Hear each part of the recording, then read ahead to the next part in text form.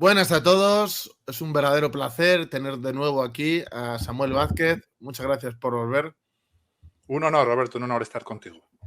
Quería preguntarte en primer lugar una noticia que ha salido estos días, que a mí me parece, no entiendo el modelo policial que quieren, con el tema de las armas blancas. La Archaina, ahora cuando alguien, bueno, pues enseñe o esté utilizando para amenazar, etcétera, etcétera, con armas blancas, ahora en vez de detenerlos, les van a poner una multa, que eso pasaba antes cuando la portabas, pero si tú estabas como en medio de una pelea o amenazando a gente, te llevaban detenido. ¿Qué piensas de esto y qué tipo de modelo policial es este? Bueno, pues es un modelo policial absolutamente politizado. Esto es una decisión política que lo único que pretende es tener un impacto en las estadísticas, es decir, en convencer al pueblo vasco de que está seguro, pero no darle seguridad, que al fin y al cabo son las mismas estrategias en todo el territorio nacional, no solo en el País Vasco. Aquí, si nos vamos a lo puramente policial, a lo técnico, los que nos están viendo tienen que saber que hay tres tipos de decisiones o estrategias en materia policial, que son estratégicas, tácticas u operativas. Las estratégicas, bueno, las pueden hacer los políticos, no son planes globales de seguridad, ¿no? Las tácticas tienen que estar en la mesa políticos y policías, porque son como llevamos esos planes un poco sobre el terreno, ¿no? Y las operativas es la última decisión. Disparo o no disparo, detengo o no detengo. Eso solo la pueden tomar los profesionales que están sobre el terreno. La decisión de detener o no a una persona que porta un arma blanca solo la puede tomar el binomio policial que haya parado a esa persona. Esto además está avalado por jurisprudencia del Tribunal Supremo que nos manifiesta el Tribunal Supremo que serán los policías actuantes los que, valorando las circunstancias, procedan o no a la detención de esa persona. ¿Qué pasa en España? En España los tres niveles de decisión los toman los políticos. Los tres niveles de decisión, y por eso un jefe de la Archaina, seguramente recibiendo órdenes de un político, se cree que puede decirle a un binomio policial en Irún, en Bilbao, en San Sebastián, una noche, que a un tipo que ha parado, que tiene un arma blanca, no te voy a decir ni que la haya exhibido, pero son las 3 de la mañana, está enfrente de una discoteca y tiene 10 antecedentes policiales por robo con violencia. Ese tipo hay que detenerle. No hay que esperar a que mate a alguien. No, para que luego le detengamos si alguien se lleva una medalla. No. La policía está para que no mate a nadie. Eso es su primera misión. A ese tipo hay que detenerle. Y además, teniendo en cuenta la disponibilidad, el acceso a, el contexto, el Tribunal Supremo avala esa detención. Bueno, estamos en manos de los peores en el peor momento. Esto genera tragedias para los ciudadanos y para los policías. El hecho de que la última decisión no sea del binomio policial que está sobre el terreno es lo que hizo que David y Miguel Ángel salieran con una puta Zodiac al puerto de Cádiz y que fueran asesinados. Ese hecho, porque si permites, si lo que haces es que sean los policías que estaban en el puerto, los que saben cómo está la luna, qué condiciones de luz hay, cómo está el mar, qué condiciones de agua, cuáles son nuestros materiales, cuáles son los suyos. Si permites que sean esos los que decidan, David y Miguel Ángel jamás habrían salido y jamás habrían muerto.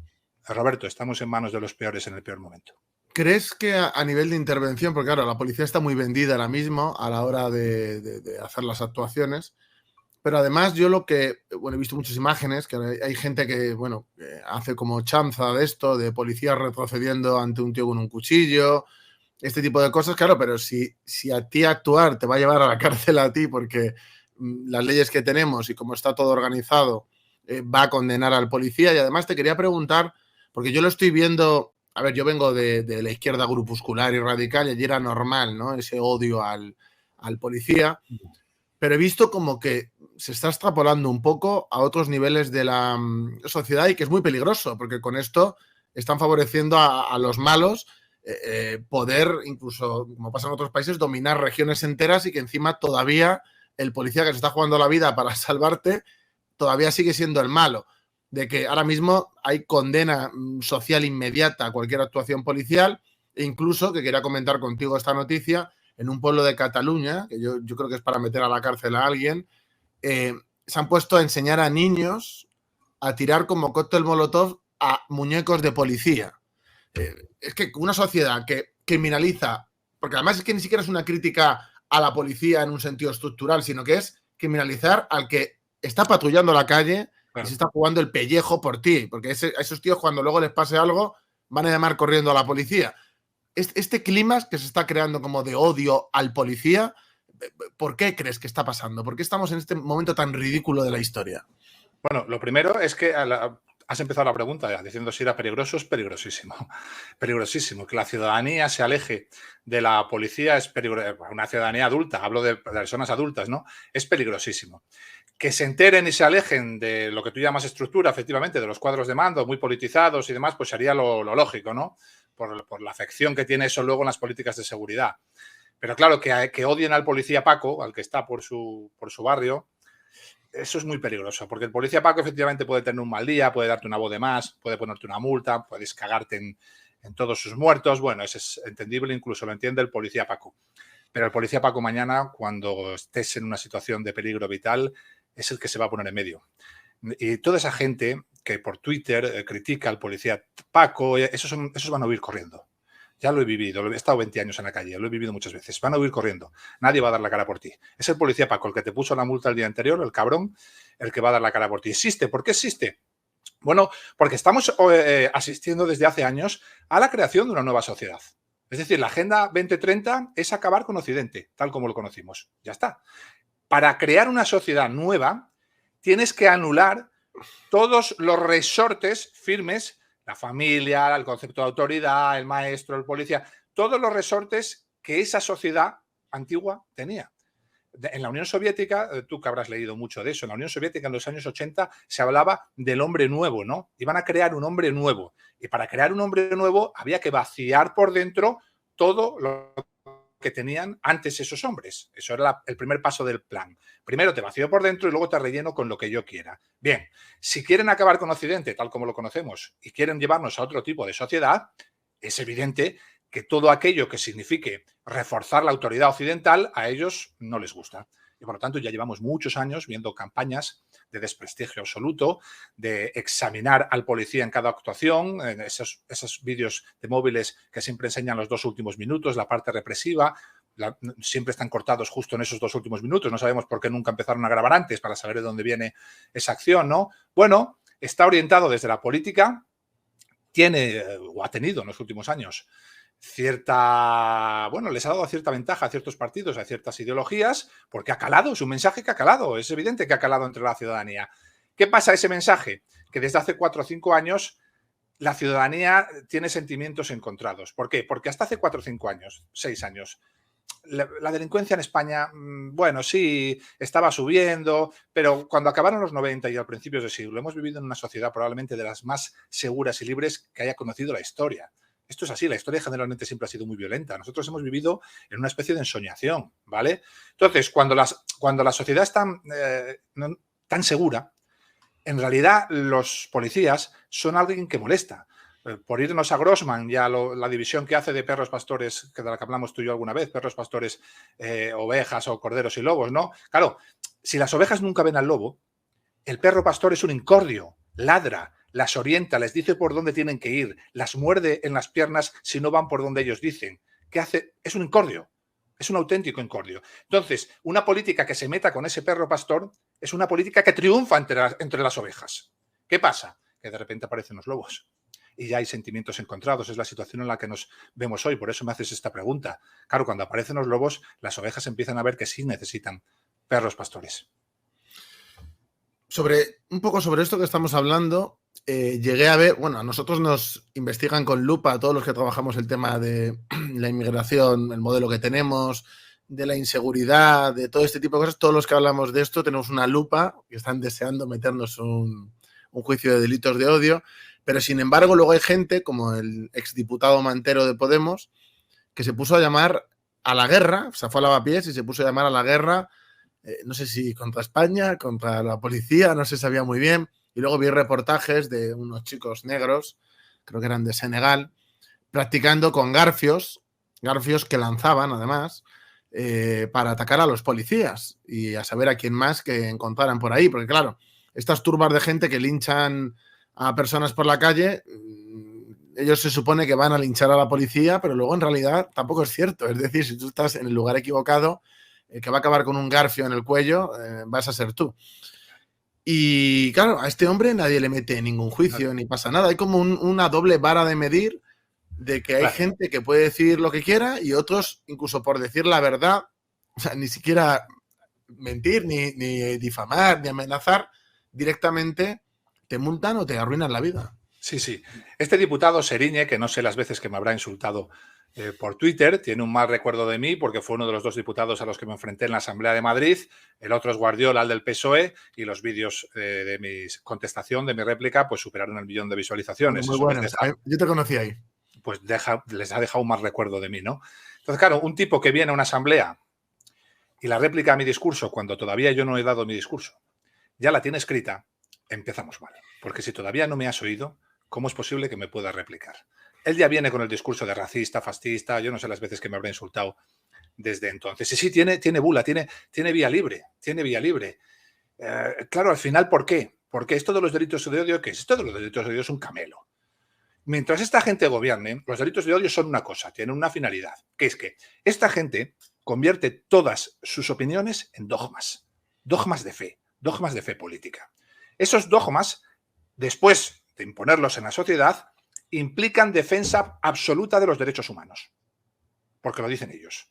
De tal manera que si estás en contra de esos dogmas, estás en contra de los derechos humanos. Es decir, que si estás en contra de sus opiniones, estás en contra de los derechos humanos. Todo el camino, toda la estrategia está dirigida a que cualquier tipo de disidencia sea inmediatamente deshumanizada y aniquilada. Te asesinen socialmente. Por eso la lupa de la que tú hablas y que tú muy bien conoces y que conozco yo, que conoce Rubén Pulido, que conocen tantos, porque hay que ver lo que cuesta en este puto país decir la verdad. Hay que ver lo que cuesta en este puto país decir la verdad. Bueno, eso tiene un recorrido, es una estrategia política, de momento les están funcionando.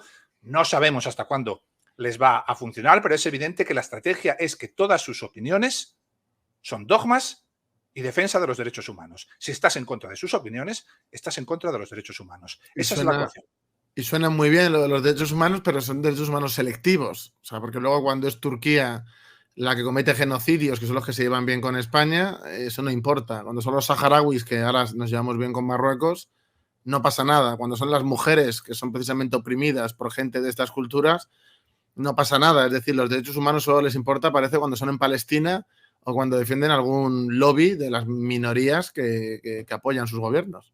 Claro, incluido, pues acaban de ser las elecciones en Venezuela y tenemos profesores universitarios defendiendo un régimen que a día de hoy, yo es que tengo varios amigos venezolanos, un régimen que a día de hoy, no lo podemos olvidar, todavía mantiene el Helicoide, que es el centro de tortura probablemente más grande de Occidente. Y ahí está, abierto. Y allí por él siguen pasando cientos de jóvenes y no pasa nada. Aquí se defiende desde ciertos partidos políticos, se defiende incluso en las universidades, donde a esos profesores los escuchan chicos de 17, 18, 19 años que todavía no tienen pozo vital, todavía no tienen experiencia de vida, todavía no tienen el nivel cultural suficiente y lo que sí tienen delante es una figura de autoridad. Es un profesor universitario. Se sobreentiende que lo que dice pues puede tener gran parte de razón o mucho peso, ¿no? Bueno, pues esto está en nuestras universidades. Pues si lo hace dependiendo de quién lo haga, pues lo aprobamos y si lo hace... Uno puede ser un mierda, un fascista y un peligro público si te tira un piropo. Pero si tienes un régimen con un centro de tortura, pues ahí vamos a hablar, porque claro, hay que valorar muchas cosas y también acabó con... Bueno, claro, es que cuando no existe una clara línea entre el bien y el mal, cuando la moral no tiene líneas marcadas, pues suceden cosas gravísimas. Yo te oigo mucho hablar del bien y el mal siempre, pero yo cuando habláis de ciertos sitios, yo creo que ellos sí tienen claro lo que es el bien y el mal y ellos han elegido su bando también, ¿eh? ¿Pero hablas de Venezuela? Sí, hablo de Venezuela porque Venezuela tiene un nivel de represión y además de represión oculta muy grande. Ellos tienen como su ética, vamos a decir, revolucionaria, entre comillas, que para mí no lo es, bolivariana, que eso sí que lo es, que es como una dictadura bananera de las de toda la vida y sin embargo, y que no da solución a los problemas del país, solo se enriquecen unos cuantos. Sí. Y sin embargo, regímenes donde la represión es pública, que dan la cara, por ejemplo, como pasa en El Salvador, que arreglan el problema, que hay, es decir, que es algo para el bien de la gente. Sí. Yo he visto al presidente decir que no va a mandar allí a pandilleros asesinos condenados que están aquí en España, que va a hacer efecto llamada para que vengan aquí a esconderse y dicen que prácticamente es fascista. Y sin embargo, Yo he visto a Monedero con Maduro y con Ruzarin haciendo la genuflexión a un dictador. Siempre están hablando de democracia, pero luego son los que más dictaduras apoyan porque tengan un nombre o porque defiendan X, pero la verdad es la verdad, la diga Agamenón o su porquero. Y yo creo que ellos están haciendo el mal y ellos tienen muy claro su moral y lo que quieren hacer y a costa de qué. Y creo que lo que está pasando en Venezuela es criminal y es un análisis que ya no va solo de la ideología que tengas, sino de observar una realidad, para mí, oligárquica y que va en contra de la gente. De hecho, los venezolanos están huyendo del país y va a empezar a haber más venezolanos fuera que dentro, y eso es un síntoma, ¿no? Claro, como en la Florida, en la península, había más cubanos casi que Cuba, ¿no? Claro, sí, efectivamente. Y probablemente tenga razón, probablemente sean absolutamente conscientes de lo que defienden, pero eso no nos pone todavía en un contexto o en una situación mucho más difícil de superar, porque esto, efectivamente, tú lo dices, si es que esto ya no es cuestión de un eje, de izquierda a derecha, es tener sentido común. Barbaridades las puede hacer cualquiera. Sí. En nombre de una ideología, tú puedes llegar allí, yo soy liberal conservador, yo soy socialista, yo soy no sé qué, pero llegas al poder y haces auténticas barbaridades. Bueno, pues yo como liberal conservador, si este tipo llega al poder y hace barbaridades, tendré que decirle que no, que claro, me da igual que se etiquete como quiera, pero que eso no funciona así. Y efectivamente aquí no hay esa reacción. La izquierda intelectual, la izquierda de élite política, llámalo como quieras, o la izquierda más aburguesada, más errejoniana, más de niño pijo, de chalet y piscina, ¿verdad? Más errejoniana, más de sumar, pues no hace esas valoraciones. Es decir, si son de los míos, sí, aunque hagan inmensamente menos los otros, a por ellos que están en contra de los derechos humanos. ¿Por qué? Pues probablemente sea, como tú dices, sean conscientes del mal y aún así decidan seguir, pues el contexto es mucho peor. Entonces va a ser mucho peor, mucho más difícil vencerles. De hecho, de Venezuela, si me permites que, aunque ahora volvemos a la seguridad, pero también te lo quiero decir, en Venezuela, por ejemplo, no sé si has visto que ahora mismo Maduro se ha erigido en, parece que es la voz de Cristo, está todo el rato hablando de Jesucristo y de que van a vencer a la internacional satánica de los MOX y cosas así, sí. Y son varíos. O sea, es que yo creo que es una persona entre que habla con los pájaros y esto ahora que le ha dado por un rollo como mesiánico intentando usurpar lo cristiano, a mí me parece que es un engendro imposible de apoyar. Claro, pero esa figura muy Nerón, efectivamente, lo que hay que preguntarse es cómo ha llegado hasta ahí, porque y en España, ojito. Bueno, esto que voy a decir igual es un poco grave, pero yo lo creo firmemente. Esa figura mesiánica de la que tú hablas puede comportarse, puede tener ese comportamiento mesiánico porque ha llevado al país a una situación de autocracia, de semidictadura, de que todos los poderes los ostenta él, ya prácticamente, ¿no? La chica del Tribunal Supremo que le da las elecciones es una chavista, que tiene vídeos dando vivas a Hugo Chávez, ¿no? Entonces, como lo controla todo, como tiene todo el poder, puede erigirse en ese Mesías que dice absolutas barbaridades porque todos le van a aplaudir. A ver quién se atreve a no aplaudirle.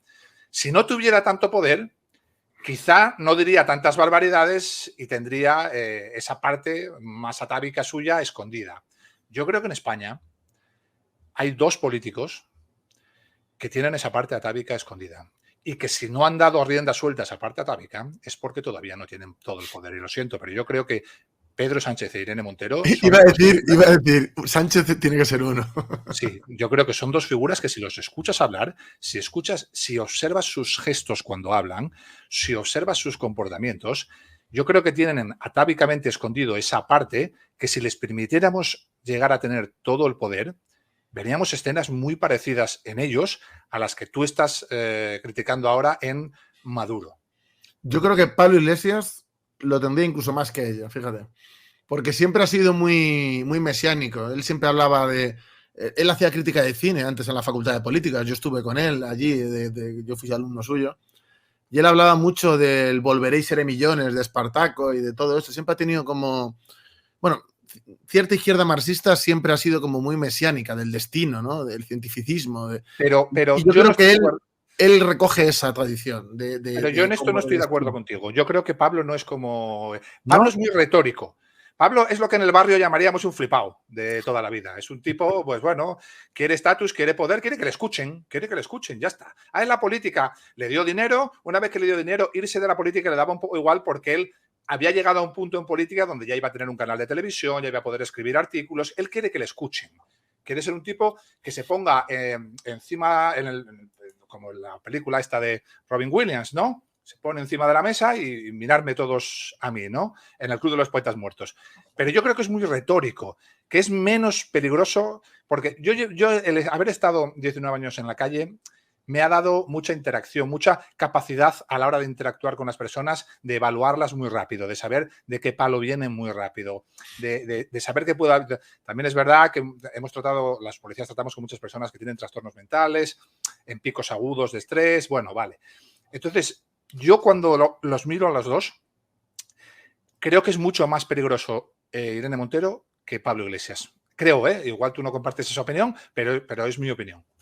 Yo creo que es peor él, pero bueno.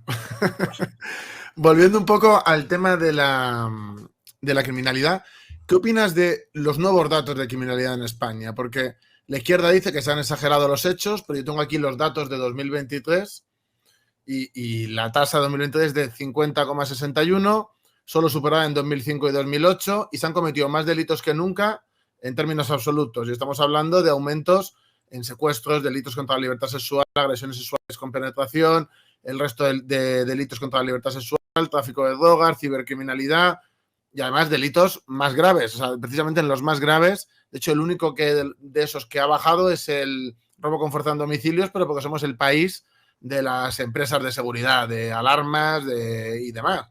¿Qué piensas de estos? De si la izquierda tiene razón en que se ha exagerado. Mira, cuando hablamos de datos de criminalidad, son todos tan manipulables que es difícil, si no sabes mucho del tema, que no te engañen, ¿vale? Porque cualquiera que mande un mensaje institucional, si está bien asesorado, puede sin mentir, hacerte creer que estás más seguro que hace unos cuantos años. A lo que hay que ir básicamente en un país occidental, en un país que había llegado a los niveles de bienestar a los que habíamos llegado nosotros, es a ciertos delitos que impactan en la criminalidad violenta, que es, al fin y al cabo, lo que va a dejar salir de casa a tu hijo o no, lo que va a hacer salir de casa con miedo a tu hija o no, ¿vale? Ahí hablamos de homicidios, hablamos de agresiones sexuales, de delitos contra la libertad sexual, de robos con violencia, secuestros, son 5 o 6 delitos que son, todos los delitos, es verdad, hay que intentar reducirlos, pero hay ciertos delitos que pueden convertir tu vida en un auténtico calvario. Nosotros estamos donde estamos. En los últimos 5 años, desde la llegada de este gobierno, los aumentos son exponenciales, con datos del Ministerio del Interior. Hemos llegado a 1.600 homicidios, venimos de menos de 1.000, hemos pasado de 1.600 agresiones sexuales a 4.000 y pico, y alguno te dice ahora que es que el cambio de denominación del abuso sexual, no, ese cambio ha impactado por primera vez en las estadísticas en 2023. En 2022 ya habíamos superado los 4.000 delitos de violación, comúnmente llamada violación, que es agresión sexual con penetración anal, bucal o vaginal, ¿vale? Si vienes en 5 años de 1.000 y pico y pasas a 4.000 y pico, tienes que hacerte muchas preguntas. Si superas los homicidios por encima de 1.600, cuando vienes de menos de 1.000, tienes que hacerte muchas preguntas. Si los delitos de lesiones y riña tumultuaria, que son siempre predictores del establecimiento de bandas criminales, sean Latin Kings, sean bandas magrebís, pero son predictores, están subiendo también exponencialmente, tienes que hacerte muchas preguntas. Y sí, y esto es un dato que ya hay que saber mucho de esto, ¿vale? Si de repente, estando subiendo todos los delitos de la criminalidad violenta, ves que bajan los robos con violencia, tienes que hacerte más preguntas. Porque alguno te dirá, joder, bien, han bajado los robos con violencia. No, mal, fatal. Hay ciertos delitos como un homicidio que siempre llegan al juzgado, se denuncian siempre. Una agresión sexual, muy pocas no se denuncian. Un homicidio, muy poco no se denuncian. Pero en escenarios donde las bandas criminales ocupan ciertos barrios, donde imponen el miedo, donde ya no hay autoridad, en esos escenarios los robos con violencia suelen descender. Bajaron en Saint-Denis, bajaron en la Molenbeek, bajaron en Marsella, porque si te rodean los Latin Kings a tu hijo y te roban, le sacan una navaja, un machete y le roban el móvil, los Latin Kings son del barrio. Cuando llegues a casa, el papá, y tú vayas al aviso, el papá te va a decir no denunciar ni hablar. Ir yo a juicio contra los Latin Kings, no te lo crees ni tú. Le compro otro móvil al chaval y venga, iros por ahí a pasear. Todo eso que ya se dio en Francia hace 15 años, en Suecia, en Bélgica, se está dando hoy aquí en España. Suben los homicidios, suben las agresiones sexuales exponencialmente, suben los delitos relacionados con las bandas y de repente bajan los robos con violencia. Mal escenario. Eso, claro, con las estadísticas siempre se puede jugar. Incluso yo, en tertulias que he ido, a mí me han llegado a decir, pero si Francia está muy bien, si Francia tiene un 10,1% según la estadística y rascas un poco para interpretar la realidad y no solo el dato, porque claro, con el dato tiene que ir el análisis, si no, no vale para nada. Y te das cuenta de que es una tomadura de pelo, de que se agarran siempre a algo, por ejemplo, con el MIPEX, para decir que España es muy discriminativa con las nacionalidades, y con la excepción de los 2 años, en realidad somos de los más laxos. Pero ellos no quieren analizar, ellos quieren dar un dato frío para falsificar a través de ello. Yo creo que incluso el ministerio, cuando saca estadísticas, etcétera, lo hacen así un poco también. Claro, pero tú date cuenta lo sencillo que es. Tú date cuenta que en un sistema estadístico de la criminalidad como el nuestro, donde todos los delitos valen 1, un homicidio vale 1, un hurto vale 1, si tú logras o rediriges todos tus esfuerzos, miles de policías, a los grupos de hurtos, por ejemplo, ¿no? Y logras reducir un 1%, un 2% los hurtos, hay 300.000 hurtos en España. Si logras reducir un 2%, reduces miles de delitos. ¿Cuánto tienen que subir los homicidios a las agresiones sexuales para lograr que el balance sea positivo y no negativo y puedan vender que estás más segura? Muchísimo, sería imposible, ¿no? Yeah. Gracias a Dios no hay 300.000 homicidios y agresiones sexuales. Luego, solo jugando con eso, tu balance ya te va a dar negativo. Y tu delegado del gobierno y tu director general ya van a poder presumir, y tu alcalde ya van a poder presumir frente a la ciudadanía. Los homicidios llevan años separándolos en consumados e intentados, porque con respecto a los años 80 y 90, los consumados no han subido mucho, o incluso hay años en los que ahora hay menos que entonces. Claro, ¿por qué? La ciencia médica de primera respuesta avanza tanto que tenemos UBIs móviles. Los policías hoy en día, el 90% de los que están en la calle ya tienen material pagado de su bolsillo y formación pagada de su bolsillo para hacer un parado de sangrado. No hay semana ya en España que un binomio policial no haga un parado de sangrado y salve una vida. Entonces, claro, los homicidios consumados, que son los que ellos te dan en el telediario, es que no suben, es que son menos que los 80 y los 90. Ya, pero es que hemos pasado de 300 y pico intentados a 1000 y pico. Los apuñalados están, el crimen está, lo que ha mejorado es la UBI móvil, la ciencia médica de primera respuesta, pero no me venda usted que ha mejorado el crimen, hombre, no ha mejorado el crimen, pero te engañan. Quería preguntar también sobre la dotación, ya que has dicho que se lo pagan de su bolsillo. ¿Cómo es la dotación que dan a la policía? La dotación es una mierda, es una basura que está hecha para escenarios de finales de los 90 y no tiene ninguna ventaja para nosotros, y las tiene todas para los ladrones en el escenario criminal en el que estamos entrando ahora mismo. Llevamos 4 o 5 años entrando y ya están otros países, ¿no? Veréis a muchos policías por vuestros barrios, por vuestras ciudades, pertrechados como soldados en la guerra, con esos chalecos por fuera. Bueno, la inmensa mayoría de las cosas que llevan en ese chaleco, incluido muchas veces el chaleco, lo han pagado de su bolsillo. Lo hacen para defender su vida y para poder defender mejor la vida de los ciudadanos. No importa nada. No son capaces de darnos ni el kit. Que se fije la gente de tu programa cuando vea a un policía nacional de Madrid o un policía local y verá por la espalda que lleva un kit así negro que tiene una cruz rojita, ¿vale? Eso es para hacer una parada de sangrado. Eso es la diferencia entre si te apuñalan a ti, entre que llegue la ambulancia y no, tú salves la vida o no, porque el policía siempre va a llegar antes que la ambulancia. El policía patrulla por sectores, siempre va a haber uno cerca. La ambulancia viene de un sitio de fuera y tardará 5, 10, 15 minutos en función de lo que haya, ¿vale? Para que cuando llegue la ambulancia estés vivo o no, ese kit es fundamental.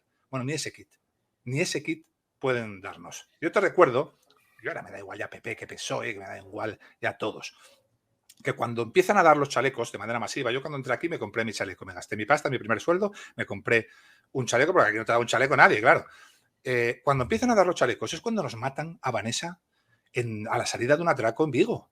Cuando nos la matan y descubren que no tenía chaleco, es cuando los sindicatos empiezan a decir cómo esto es posible, una policía, El PP en el gobierno tenía tanta prisa por cubrir el expediente, tenía tanta prisa porque no volviera a pasar algo que le pudiera costar votos si volvían a matar a otro policía sin chaleco, que empezaron a repartir, compraron chalecos como tontos, empezaron a repartirlos, te llamaban fuera de servicio a tu casa, ven rápido que tienes que firmar, querían la firma de que si te matan, ellos ya te han dado un chaleco, tú ya has firmado que lo has adquirido, ¿no? Ven, yo decía, bueno, pero si trabajo el jueves, no podéis esperar hasta el jueves, no, que vengáis todo rápido a coger el chaleco. Fíjate si lo cogieron rápido.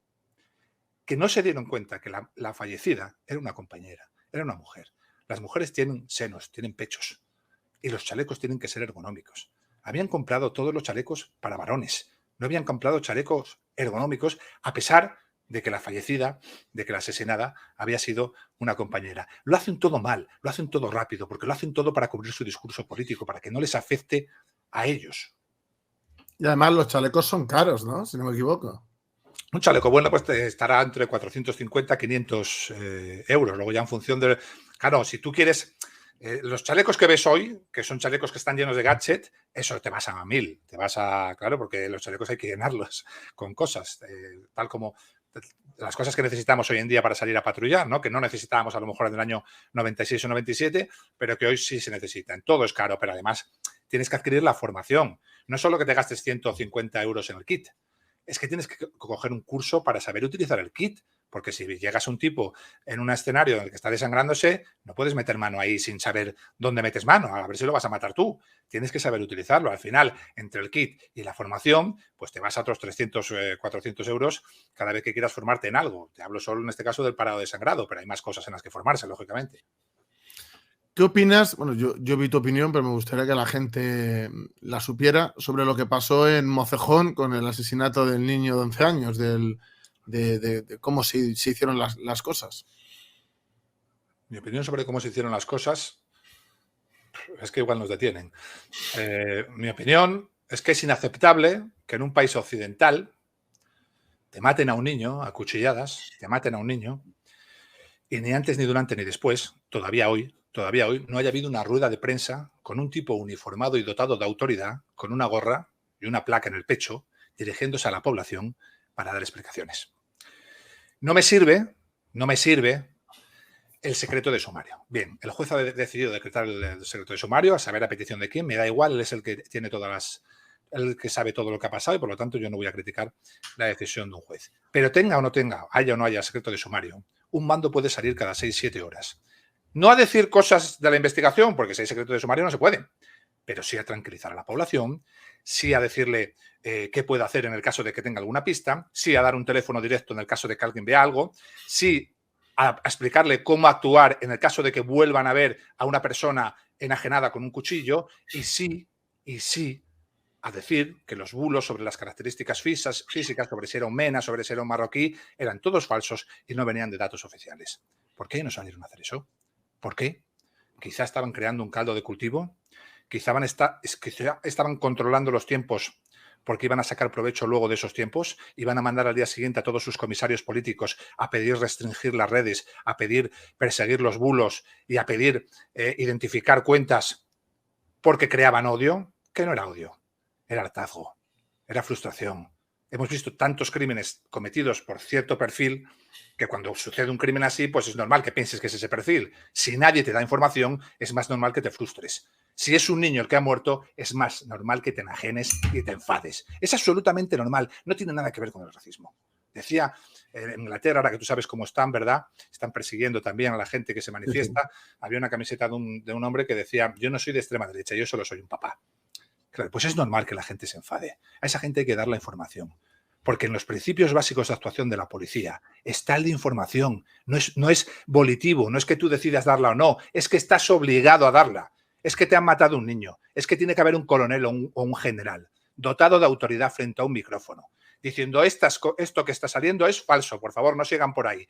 Si viene alguien parecido o que tenga un cuchillo o demás, llamen a este número, lo que sea, Nadie de la cara, dejaron crecer la bola y al día siguiente aparecieron los comisarios políticos a pedir el control de las redes, a pedir el control de programas como este tuyo, que son los últimos espacios de libertad que tenemos en términos de información, los últimos espacios no regados por la publicidad institucional de los gobiernos con millones y por lo tanto los últimos espacios donde uno puede ser libre. No sé lo que nos durarán estos espacios. Y encima aquí también, aparte de ese control político, que te quería preguntar por ello, que efectivamente no dijeron nada hasta que supieron que era español y ahí sí, y ahí a la caza de cualquiera que se haya podido enfadar. Pero, por ejemplo, cuando ellos han movido bulos y mentiras, como cuando un chico en un acto sexual pactado se rajó en una pierna, hicieron manifestaciones, pidieron cabezas, amenazaron a gente, la homofobia en España, luego se descubrió que era algo acordado.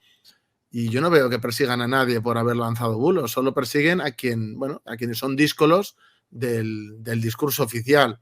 Y lo que está pasando en Inglaterra, que también te quería opinar, quería pedirte tu opinión sobre ello, a mí me han criticado mucho, porque claro, que yo reivindique eso, pues es como te has pasado al fascismo, ¿no?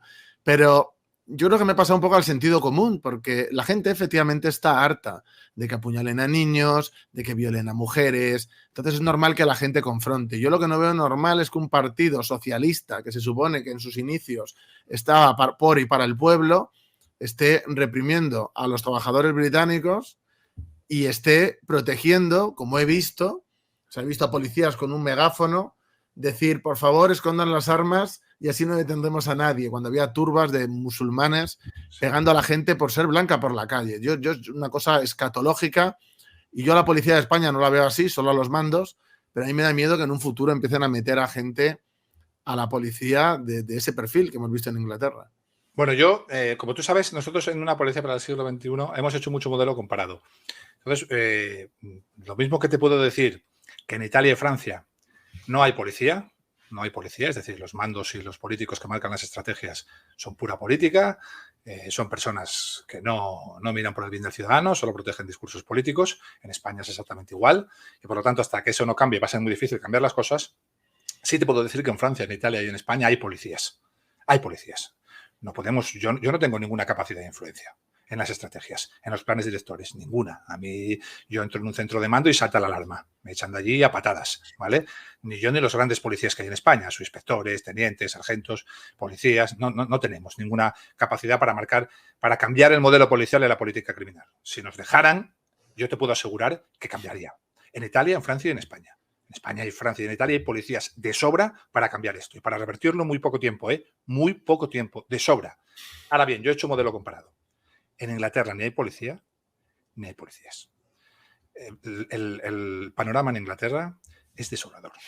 Es absolutamente desolador. Y se ven ciertas imágenes que son absolutamente ridículas. Absolutamente ridículas.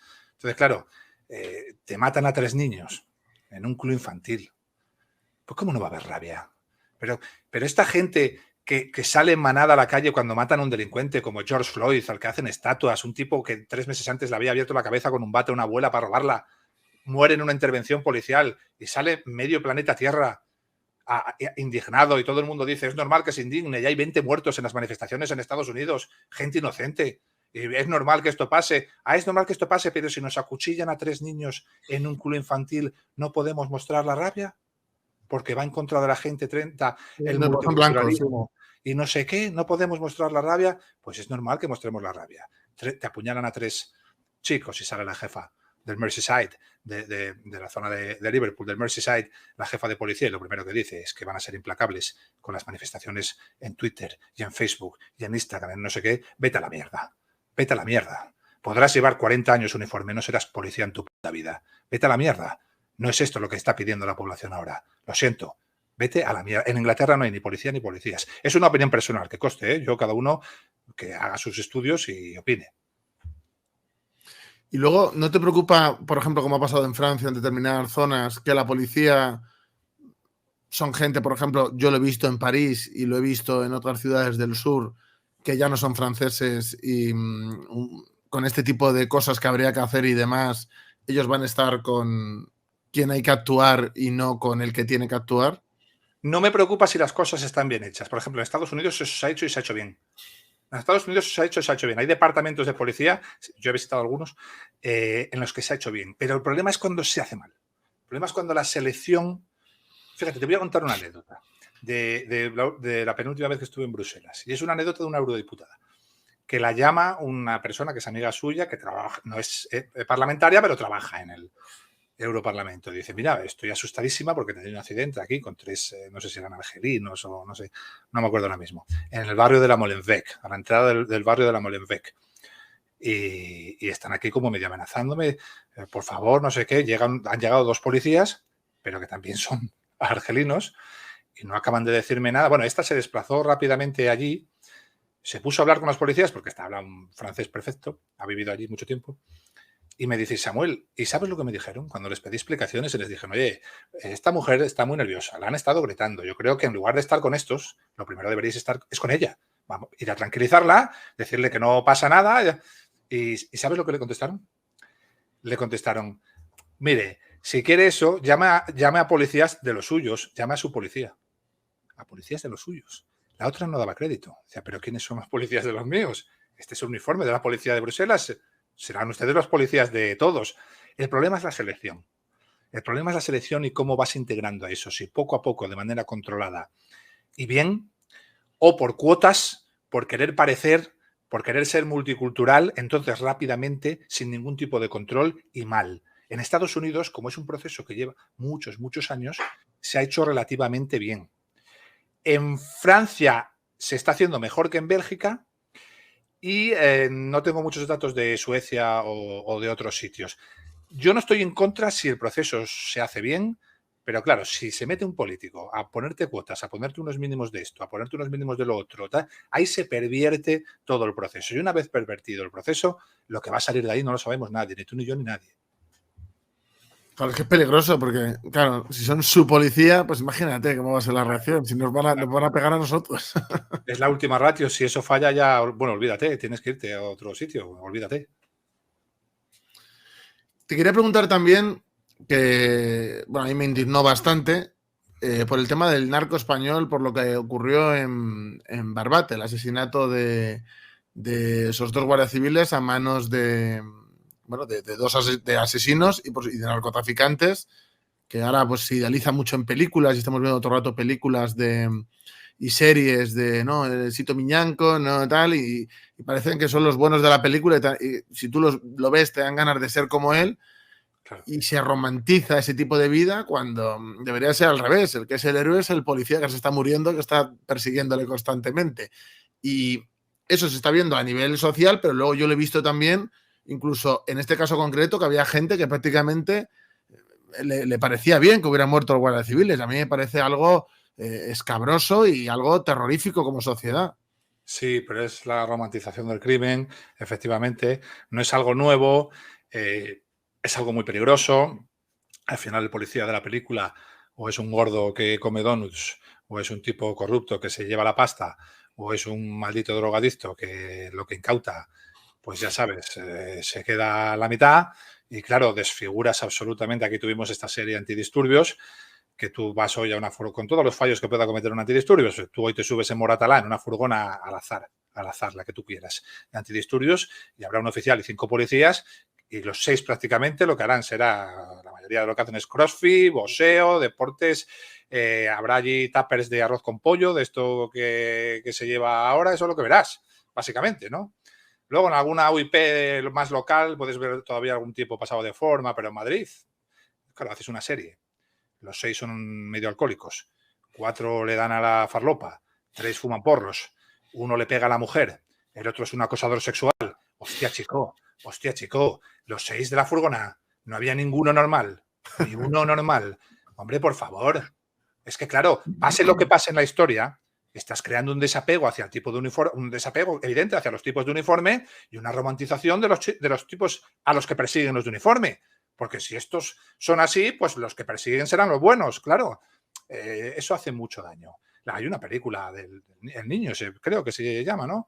Donde el niño, el tipo que va y viene llevando el material, pues es un chaval que tiene éxito y es un chaval, el guaperas, y esto viene de lejos. El mafiosi que nace en Sicilia, no era un pordiosero, era el tipo alto, fuerte, guapo, dispuesto a usar la violencia. Era el tipo al que primero, ante la ausencia de una autoridad en la isla de Sicilia, ¿verdad?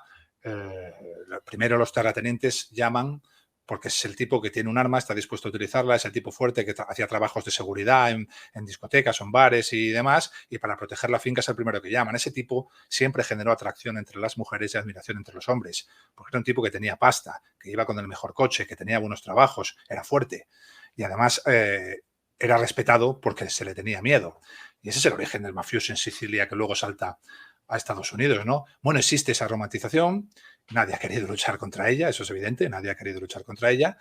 En ciertos escenarios delincuenciales medios bajos, la romantización no tiene ningún impacto, a ti te importa un huevo la película o no. En los escenarios actuales, que la gente no confía en la policía, ya importa un poquito más,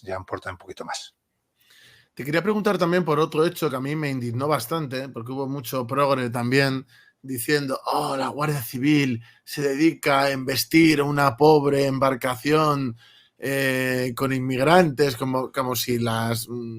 Para empezar, que habría que ver si lo era o no. Y para continuar, están haciendo una actividad ilegal y la Guardia Civil pues, lo que tiene que hacer es intervenir, o es lo que debería hacer, vamos, digo yo creo que es lo que tiene que pasar.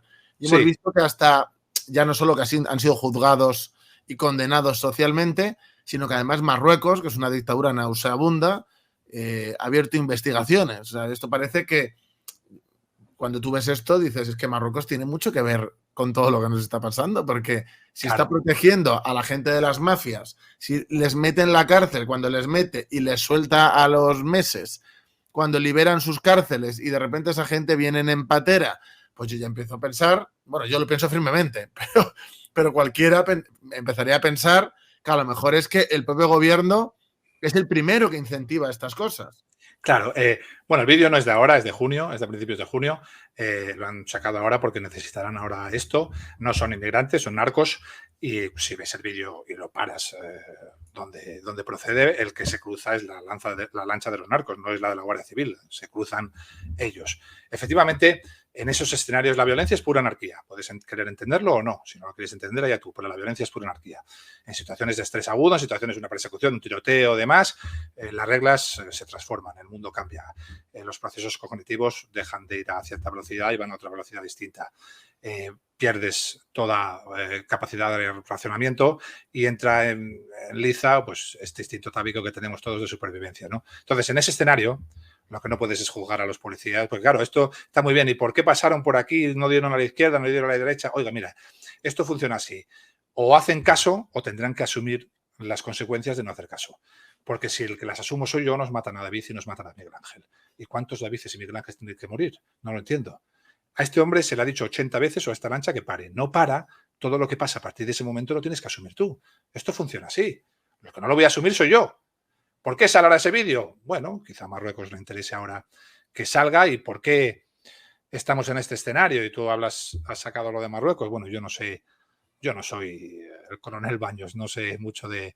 Él sabe más que yo de geopolítica seguramente, pero evidentemente Marruecos tiene algo nuestro que está haciendo mucho daño, o de este gobierno, o yo no sé lo que puede ser, no sé lo que será, pero es evidente que tiene algo porque gran parte de lo que está pasando ahora mismo es evidente que Marruecos tiene una gran influencia en ello. Marruecos podría ser para nosotros un gran amigo en este tipo de situaciones, como son los procesos de inmigración ilegal descontrolados, y no lo es. En realidad es un gran chantajista. En realidad es un régimen que se ha visto que no tiene ninguna cara humana y que utiliza el chantaje para beneficio de unas élites que hay allí, ¿no? ¿Qué tienen del gobierno de España y de España para que nadie sepa decir basta, para que nadie sepa poner el pie en pared? No tengo ni la más remota idea. Pero algo hay. No sé si algún día se sabrá, pero es evidente que algo hay. Hay mucha gente que cuando se relaciona inmigración ilegal con el aumento de la delincuencia o de la criminalidad, se echa las manos a la cabeza. ¿Qué piensas a este respecto? ¿Tú crees que sí que tiene una relación? Claro, y dependiendo de dónde vengas, y todo tiene una explicación criminológica y sociológica. Es decir, si tú evalúas los escenarios europeos de los últimos 20 años y te das cuenta que siempre que se dieron procesos de inmigración ilegal desbordados en el espacio y en el tiempo, allí donde se dieron, en el momento en el que se dieron, siempre aumentó la criminalidad violenta, Francia, Suecia, Bélgica, y ahora esos mismos ítems están sucediendo en España desde hace 4 o 5 años, procesos de inmigración ilegal desbordados en el espacio y en el tiempo procedentes del continente africano, y aquí ya se está desbordando la criminalidad violenta, pues ¿qué vas a pensar? A no ser que seas tonto, pues tienes que buscar dónde están las claves para intentar crear estrategias para revertir eso. Si te niegas a buscar dónde están las claves, pues las estrategias para revertir eso no aparecerán nunca. ¿Es lo mismo recibir inmigración controlada que descontrolada? No. ¿Es lo mismo recibirla de Hispanoamérica que de África? No. ¿Es lo mismo recibir ucranianos o chinos que nigerianos o no? ¿Son Y iguales de además, integrar? No. Es evidente que no, pero vete a la tasa de delitos y mira, por no hablar ya de ucranianos ni de marroquíes, de nada, vete a la tasa de delitos y busca cuántos chinos cometen robos con violencia. ¿Cuántos chinos has visto tú que te pongan una navaja en el cuello y te quiten dinero? Pues No es prácticamente una cuestión de ningún. origen, está claro, cultural. Es una cuestión cultural, claro. Sin embargo, cometen otro tipo de delitos en la actualidad que tienen más que ver con la propiedad industrial. ¿Por qué? Pues porque están inundando de propiedad industrial de grandes naves, de grandes corporaciones en nuestro país. Bueno, pues eso hay que estudiarlo dentro de su propia idiosincrasia. Otro tipo de delitos hay que estudiarlos dentro de su propia idiosincrasia. Es evidente que nosotros tenemos países que pertenecen a nuestra civilización, que son mucho más fáciles de integrar, y otros que no. Y en procesos controlados el impacto puede ser poquito. En procesos descontrolados como los que vivimos en la actualidad, el impacto es enorme. Y no es lo mismo que huyan de una guerra como la de Ucrania, porque si huyen de una guerra van a venir mayormente abuelos, niños y madres, a que no huyan de ninguna guerra. Es que no es lo mismo. Claro, todo tiene una base de estudio, todo hay que analizarlo, pero aquí no te dejan analizar nada. Nada, absolutamente nada. Aquí hay 4 dogmas que hay que repetir constantemente y si no los repites, eres un fascista y un racista. Bueno, hasta que todo estalle. Y además, los que entran ilegalmente es que el problema está en que no sabes quién viene. O sea, a lo mejor es un porcentaje brutal de gente con antecedentes, o sea, que ya dentro de lo que ya de origen cometen determinados delitos en un porcentaje mayor, esa gente directamente es proporcionalmente mucho mayor en ese grupo que viene, en ese contingente que viene de forma ilegal. Yo la gente que romantiza la inmigración ilegal creo que están contribuyendo a destruir activamente al país. O sea, no Activamente, hay... pero es que no es una cuestión de inmigración, es una cuestión de procesos migratorios, es una cuestión de control sobre los procesos. Si no tienes control sobre los procesos, se desbordan, se descontrolan, no tienes control, se descontrolan. Claro, y tú hablas de los perfiles. Hace nada ha salido un artículo de Ricardo Magazo, el criminólogo, profesor de fenomenología criminal, creo que en el Diario de León, no lo sé, en el que él explica cómo han abierto las cárceles en Marruecos y cómo muchos de esos que han salido de la cárcel han acabado aquí. Pues eso es lo mismo, recibir a mujeres y ancianos ucranianos que huyen de la guerra. Pero ¿cómo va a ser lo mismo, hombre? ¿Pero cómo va a ser lo mismo? ¿Pero es que somos tontos o qué? Pues habrá que analizar el problema tal como nos viene. Estos vienen de aquí, tienen esta cultura y tienen estos antecedentes. Estos vienen de aquí, tienen esta cultura y tienen estos antecedentes. De repente aparecen miles, no sabemos de dónde vienen, no sabemos cuáles son su bagaje, cuál es su comportamiento actual en sus países, no sabemos nada. Pero welcome. ¿Cómo que welcome? Yo si es un tipo que huye de una situación de peligro de muerte en una guerra, de una hambruna, pues welcome ya habrá que integrarle. Pero si es un tipo que ha estado condenado en su país por violación, agresión sexual, ¿por qué welcome? ¿Por qué tengo que ponerle un cartel de welcome? Y si no se lo pongo, soy un racista y un xenófobo. ¿Pero por qué? No tiene ningún sentido. Como siempre decimos, las murallas, los muros. Europa se construyó, nuestra civilización se construyó con ciudades amuralladas, todas, con muros altos y fuertes que protegían de la barbarie, del bárbaro. Las fronteras, los muros, no son odio hacia lo de fuera, son amor hacia lo de dentro. Sobre las nacionalidades, se están concediendo muchísimas, cada vez más. Ahora incluso hay fíjate, si habría cosas a las que podrían aplicar la tecnología, pues lo están aplicando para que sea más rápido entregar las nacionalidades. Y esto repercute también en los datos que se dan sobre criminalidad, claro, porque cuando se da esa nacionalidad, esa gente que tiene un origen distinto pasa a engrosar las filas nacionales en las estadísticas. Por eso yo siempre digo que cuando se dan los datos sobre determinados delitos, se ve la tendencia, pero no se ve la realidad, porque la realidad siempre va a ser peor todavía. Muchísimo peor. Siempre hay que explicar a los ciudadanos que no hablemos de nacionalidad, que no tiene, la nacionalidad es un papel. Que hablemos de origen y cultura, porque si hablamos de origen y cultura, los datos que ya son escandalosos, en algunas regiones como Cataluña, absolutamente escandalosos, pues serían trágicos, serían una cosa de decir, esto en serio, ¿cómo hemos llegado hasta aquí? ¿Quién ha permitido esto? Efectivamente, los datos son los que son en términos porcentuales, pero si analizamos los nacionalizados, incluso si analizamos la segunda generación no integrada, porque eso hay que explicarlo también, la segunda y la tercera generación, que es el origen, por ejemplo, de las bandas latinas de Madrid, ha tenido un impacto en la fenomenología criminal en todos los países donde no se ha sabido integrar y gestionar, en todos los países. De hecho, en la inmensa mayoría de esos países, la primera generación era una generación de tipos, matrimonios, que venían a matarse a currar. Y fue la segunda generación la que hizo explotar el fenómeno criminológico. Todo tiene un estudio, todo hay que estudiar por qué. Pero aquí no te dejan hablar de prácticamente nada. Tenemos que estar mudos y dóciles y si no, pues cae sobre ti, pues tú has empezado el programa hablando de esto, ¿no? Pues la persecución, la lupa, a ver qué dice para ver por dónde le podemos enganchar, ¿no? Bueno, Te quería preguntar también por algo que a mí me creó mucha indignación y creo que es un síntoma de decadencia y de degeneración en nuestra sociedad, sobre todo cuando vi a mucha gente decir que se alegraba de que le condenaran y que era un asesino y que cómo se ensañó con la víctima, convierten al verdugo, al criminal en la víctima, y al que se defiende le disfrazan como si fuera un monstruo. Te quiero preguntar por el caso de José Lomas.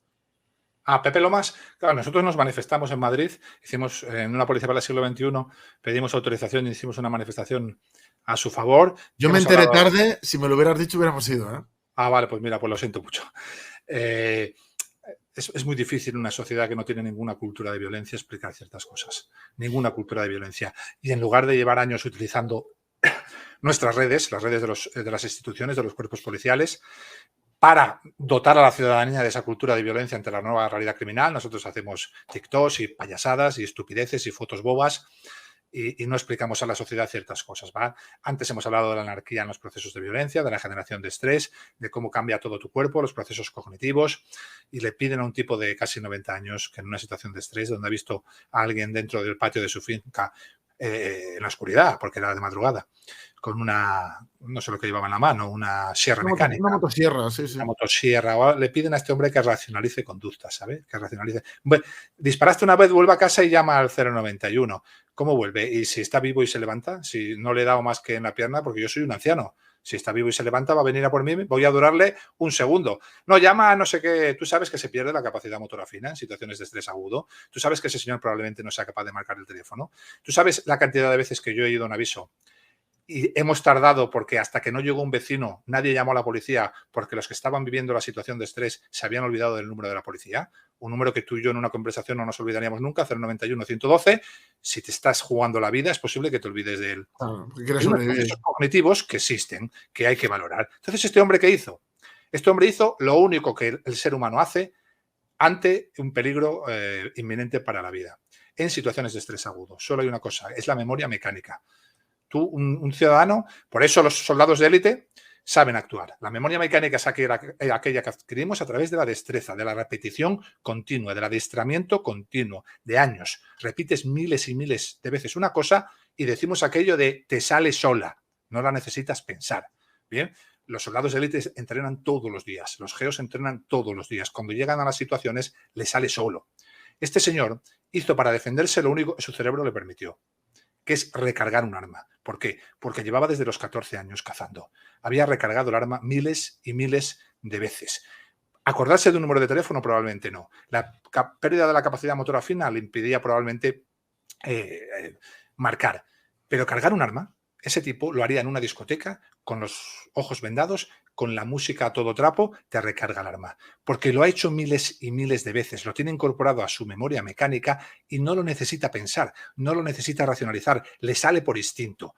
Como el cerebro sabe que eso es lo único que puede hacer en ese momento, utilizar el instinto, el cerebro le dice, tipo, si vas a por el teléfono y este tipo no está muerto, te va a matar.